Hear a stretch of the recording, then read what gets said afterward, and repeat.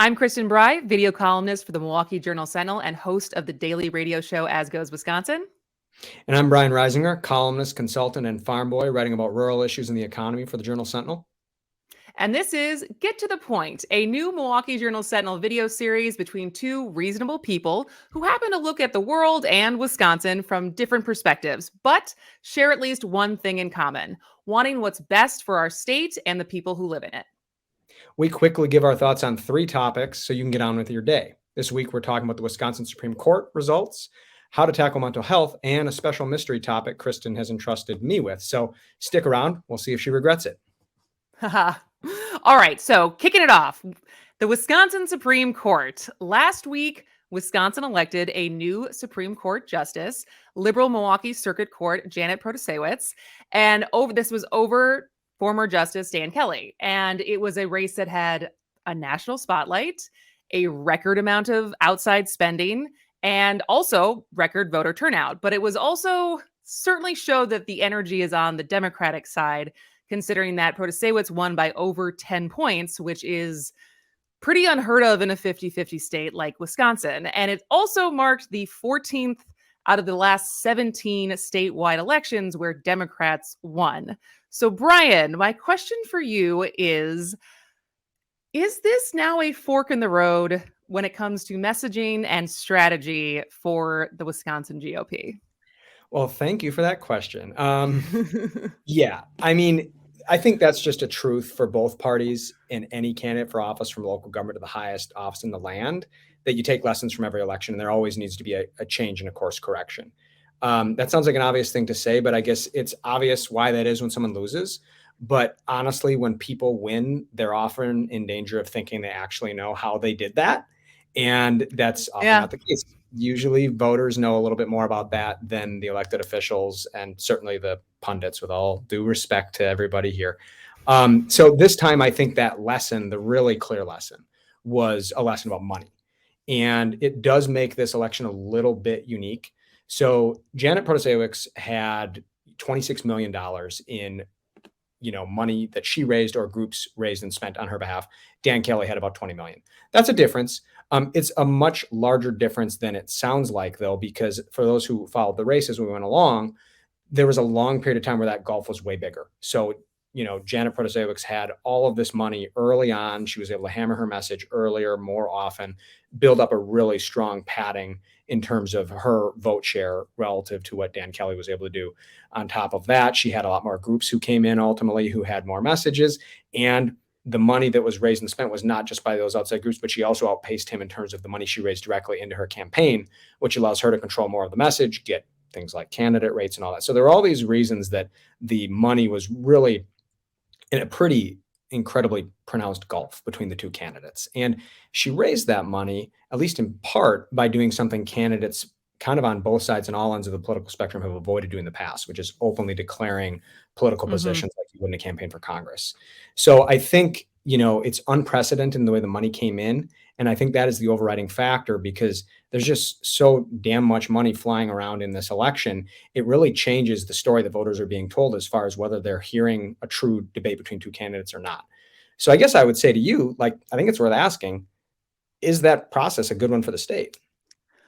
But it feels like that's something, I am on the fence right now as far as should we or should we not be electing our justices. I think that is, I don't know. I don't know if this is the best way to do it, but I also don't necessarily know if appointing them is the best way to do it either. But it's interesting that you think it's the money is the main story here, because to a certain extent, I don't have the numbers in front of me.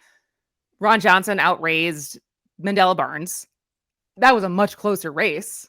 I mean, that was 26,000 votes rather than hundreds of thousands of votes. And so do you really think that's the only big takeaway here? Because from my side, it feels like there is messaging, there's extremism that moderate voters in Wisconsin or even lifelong Republicans just aren't on board with anymore. And this is now on the heels of Tim Michaels, and whether it's abortion, whether it's fair maps, I think if the only lesson is whoever can raise the most money, do you really think that's going to be enough for the next statewide election?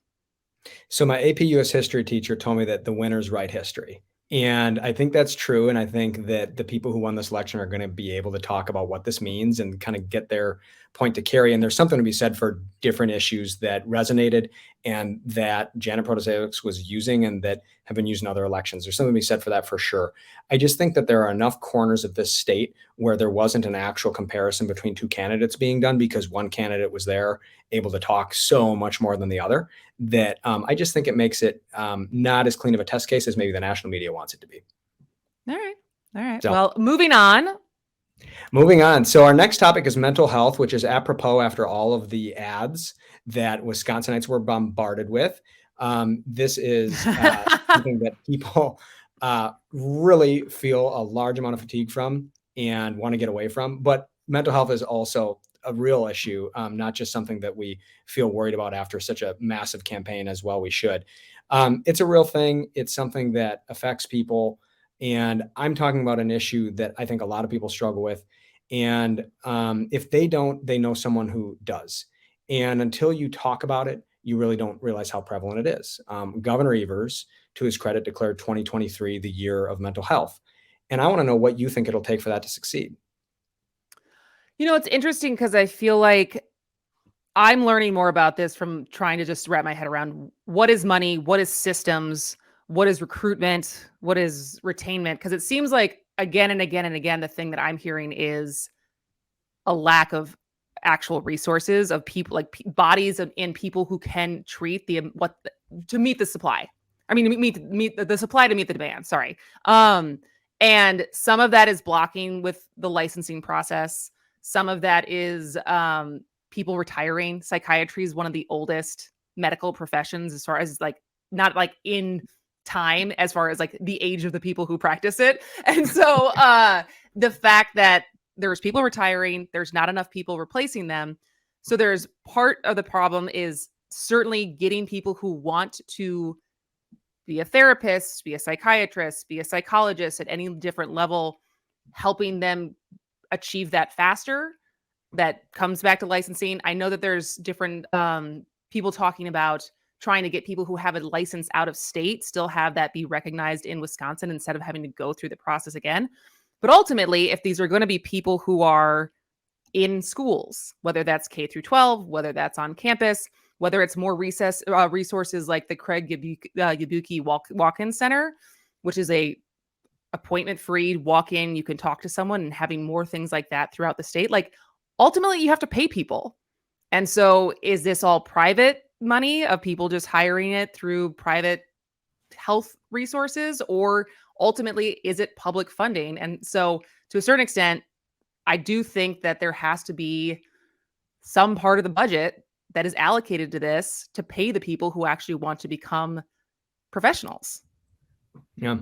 I mean, I think funding is part of it for sure. I guess where I go is I think that when we get into the funding fights, it's so easy to move past, gloss over, forget to focus on the things that we can do individually to make it easier to get therapy. And that's just one of the things I don't think we talk about enough. And I mean, I think there are a couple of things. One is just simply shattering the stigma. And it's easy to say that. It's a different thing for people to put in practice. For me, I went for a lot of years thinking I would never be the sort of person who need therapy. I was fortunate to not have faced trauma in my family and things like that. But I did have a lot of issues that tied back to my roots that I love so much. Growing up, I didn't have the skills to take over our farm from my dad. And facing that left me for a lot of years feeling like I wasn't doing enough for our farm, our family, or in the career that I was actually suited for. And that made me not only a workaholic, but it made me kind of a work hard, play hard person. And it took my wife picking me up from the bar one night for me to realize like maybe there's some stuff that I'm self-treating here. And it was a really hard thing to acknowledge because you feel like there's something wrong. And So go ahead. I was just say, when you do that, you notice you all of a sudden are hearing from all these people who also are going through that. So I think like a huge barrier to dealing with this is the stigma of people asking for help, but also then us dealing with the problems around how to make sure that that care can be provided. And so resources is part of that. But for instance, if we move the conversation forward, we can also talk about things like licensing. You referenced that. There's a question also of just like, what can we do in the state of Wisconsin with there's things like educational requirements you'd expect, but then there's also number of hours and amount of paperwork and amount of costs and length of time it takes for all that stuff to get through the process that can improve the pipeline where we can get more therapists in to the workforce. And that is something that can not only reduce wait times, but it can also reduce costs and increase choices by there being more competition because there's more therapists out there. There's also things that can be done in schools, like individual communities that don't cost more money. K-12 schools, they're certainly strapped for funding, but they have the freedom to do what they want with a lot of their money. They can steer more money toward counselors. They can steer more of it toward therapy. And there's also things that don't cost money, like peer-on-peer advocacy, where what you're doing with that is you're using existing great principals and teachers and staff to teach students how to actually talk about these issues, reduce bullying, create a culture in a school where mental health needs are identified and dealt with, and like students are being supportive of each other as opposed to exacerbating each other's problems. So there's a lot that can be done that goes beyond the funding that I think is important for people to recognize. I agree. Fair enough. Well, maybe there is another thing we can agree about, which is that As Goes Wisconsin has had a lot of celebrities on recently. So this is our third topic. I noticed Bradley Whitford. I noticed Piper Perabo from Coyote Ugly. So my question to you is, if they made a movie about As Goes Wisconsin, who would play Kristin Brey other than Kristin Brey? Oh man. It's funny because all of my like doppelgangers I've been always told of celebrities I look like are probably too old. Like Elizabeth Berkley or like Julia Roberts and stuff like that. I feel like if I got to pick, I would say the young I don't know how funny she is, so I'd hopefully someone who's funny. But did you watch 1883? Yeah. The main girl in that. I forgot what her name is, the character, but the main character, she was great. So Solid. I'll pick her, but I have no idea. That's perfect. Who would play you in a movie? Well, I knew you were going to ask me that. And so, okay, I can't say this without sounding like a jackass, but I have been told twice, Ben Affleck. I don't think I appreciate that. I'm just admitting that in full disclosure that's been said. My pick would actually be Robert Duvall. Oh, so you way older. Yeah, going up. And that also increases the chances of there ever being a movie that anyone would ever need me to play in. I'm going to need a good like 40, 50, 60 years. So add more to that storyline. Yeah, obviously to be continued there. So cool. Well, listen, thanks everyone for watching today. If you like what you see, please consider subscribing to the Journal Sentinel or one of our USA Today Network Wisconsin newspapers. What topics do you think we should be exploring in future episodes? We'd love to hear your ideas. Drop us a line at jsedit@jrn.com.